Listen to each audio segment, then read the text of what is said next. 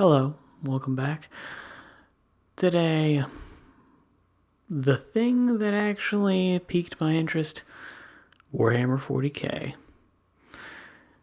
Now, before I get into that, I'd like to entreat you to possibly give me some feedback on whether or not this, speaking like a normal human being versus whispering, is better or worse. Do you like it? Do you hate it?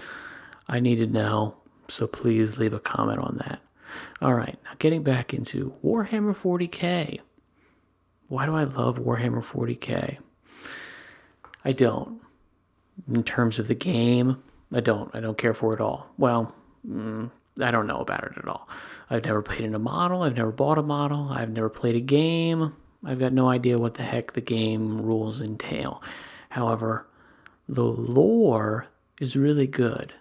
But again, moving even past the lore, the thing that I actually like about it is the world. Now, to give you some backstory here, I think worlds, in terms of fictional exploits, are kind of where those things live and die. They are the truest representation of the spark of creativity that exists in a story, in a comic book, movie, television show, book, you name it. They are the thing that realistically can't actually be replicated. They're the things that can't be refined by just practice. Storytelling, you can practice that. You can get better at it. Character writing, you can absolutely practice it. You can get better at it. You can have more well-drawn, well-embodied characters that make decisions that make sense. You can have stories that flow better. You can have better writing. Your prose can be more punchy and all that kind of stuff. That's all practice. And there are absolutely books, movies, TV, you name it, out there that are well written, that have good characters that I don't care about at all. Why? Because the world is boring. It's banal. It's uninteresting. It's the kind of thing that you watch and you go, wow, this is really good. And then you don't care about it or think about it ever again, other than to say, wow, I watched this really good show. I watched this really good movie. I read this really good book. And in fact, what you're doing is you're saying, I'm showing off. I was really smart. I read a good, well-written book. Yeah, you did. Is it going to change your life? Is it going to actually impact you? Are you ever going to think about it again? No, of course not. What you are going to do with a world that is interesting is you're going to live in it. You're going to imagine yourself in it. And in fact, that is my litmus test for whether or not something is actually interesting. Anything that I read or watch or whatever, am I imagining myself in it? When I'm not watching this thing, is it still living in my head? Am I imagining a new character, myself?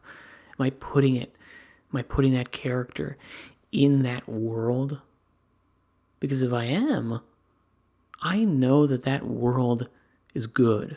Now, I might not know the exact technical specifications of what makes that world good from a fictional writing standpoint, but I know it's good or bad, just intuitively.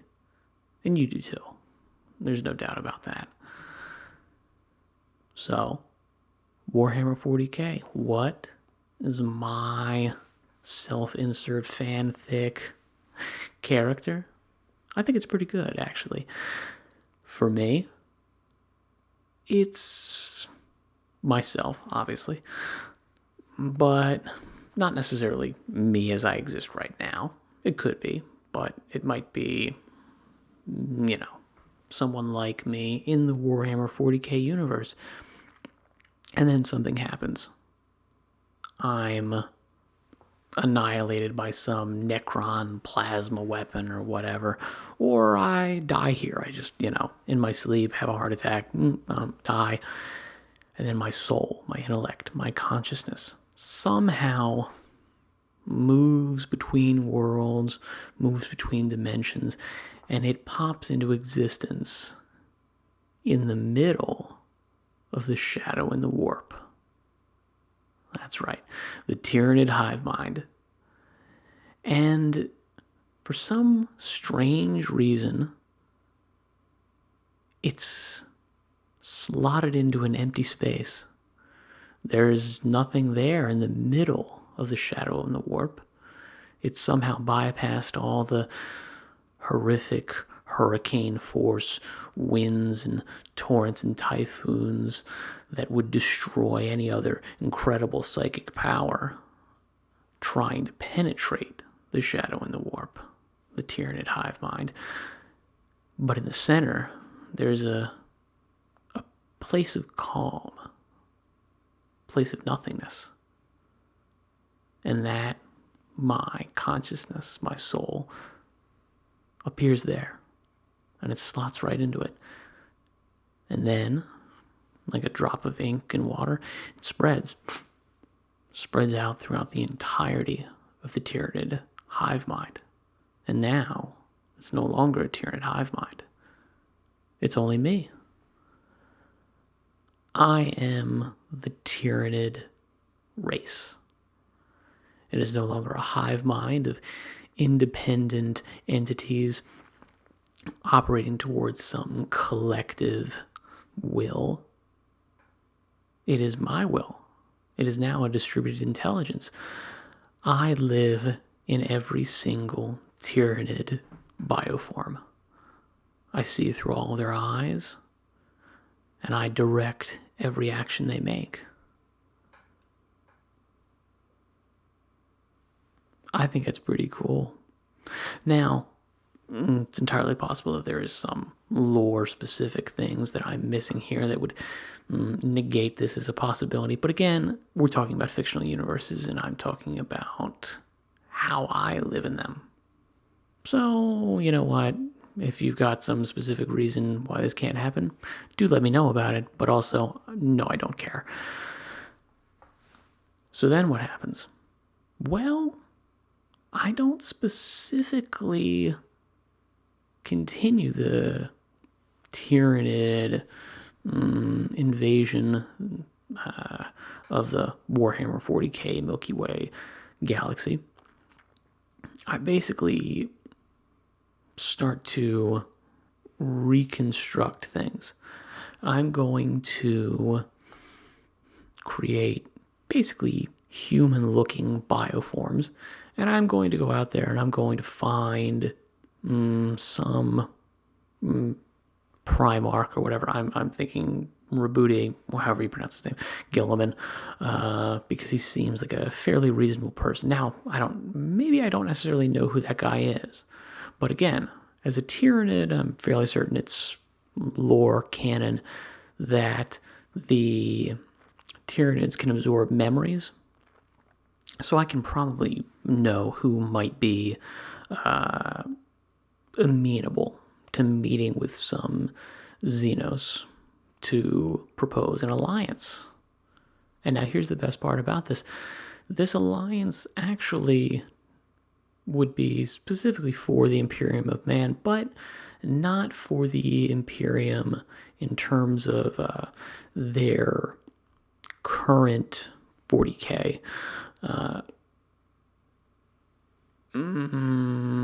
What can we call it? Their what do we call it? Their modus operandi. They're full on, we hate Xenos, we're going to kill everything that's not pure humankind and these types of things, even though I think there are exceptions to that, but essentially the full, kind of racist, speciesist approach to their outlook on the universe. We're going to find people who are like, you know what? That's not really what we're actually trying to do, which is why I'm thinking Gilliman, because that was never inherent old-timey value for the original Imperium. And essentially we're going to say, hey, look, I've just taken over a big giant faction and arguably the most powerful faction in the 40k universe as it stands right now, just in terms of numbers and so on and so forth. And the way I look at it, with a unifying will and the ability to basically leverage all of the memories and processing power of the Tyranids, I think it would be a 100% game changer, immediate catapult to the top tier. Even if there are no other intelligent, technologically advanced species that the Tyranids have consumed before and therefore don't have their memories and technical expertise and such in their genetic memory storehouses, the amount of creatures that they've consumed in the Milky Way galaxy is certainly enough to wildly better arm the Tyranid species. So essentially, instead of them being, okay, now we've got Tyranids with a little bit, bio-chitin stuff going on. Now, you know what? We've got Tyranid bioforms with space armor, space marine, Adeptus Astartes armor. We're going to have immediate, Orc Eldari, psychic reality warping in every single bioform, because that's what I would do, because why wouldn't you? Okay, so you kind of get where I'm going with this, right? I'm already excited about this. Why? Because I can live in this world. This is an interesting world, even though, let's be totally honest here, this is not a world that I would ever want to visit. If some omnipotent entity offered to transport me, into a fictional universe of my choice, Warhammer 40k, while I do very much enjoy it, I would never even want to possibly visit it for like a day, because the odds that I'm going to be horrifically tortured, eviscerated, murdered are basically 100% as far as I'm concerned. So I would never want to visit that thing. But I love thinking about it. I love thinking about this world. And even though it's a horrible, horrific, grim, dark, awful universe, it's such an interesting world. Now, of course, that's why 40k beats out Age of Sigmar, which again, I know nothing about. But it's because the world is far more interesting. And that is, in my mind, again, the truest representation of the creativity of the creator. That actual spark of something that's not a replicatable, practicable skill. It's an actual creation of genius, generosity, or generativity that we really don't appreciate enough. So, all that being said, does that make any sense? Did I actually get any of the lore right? I'm pretty sure I did. Please tell me if I'm wrong in the comments, like, subscribe, so on and so forth. Alright, all that being said, if you liked this, again, please tell me so. I would love to hear any feedback on this, positive or negative. Feel free to rip me a new one if you think I suck. And with that, I will say thank you for tuning in. I applaud you for it.